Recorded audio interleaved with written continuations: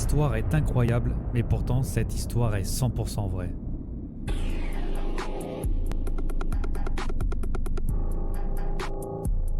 Elle s'appelait Violette Jessop, c'était une infirmière, une hôtesse de bord vivant au début du XXe siècle.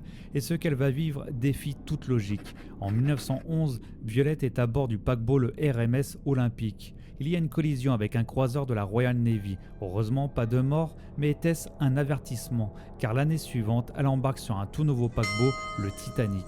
Quelques jours avant le départ, Violette fait un rêve étrange. Elle est dans l'eau glacée, entourée de cris et d'une horloge brisée qui flotte à la surface. Elle en parle à ses collègues, mais malheureusement on rit, on se moque.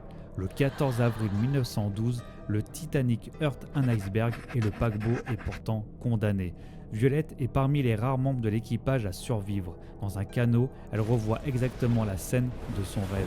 3 ans plus tard, en pleine guerre, elle monte sur le Britannique, un navire hôpital. Il y a une explosion, le bateau coule dans la mer Égée. Violette saute à l'eau, mais sa tête frappe la quille du navire, fracture du crâne, elle survit encore. 3 naufrages, 3 miracles. Certains disent qu'elle est bénie, d'autres qu'elle portait une malédiction.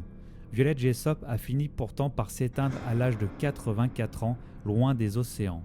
Mais une question demeure, comment a-t-elle survécu à tout ça?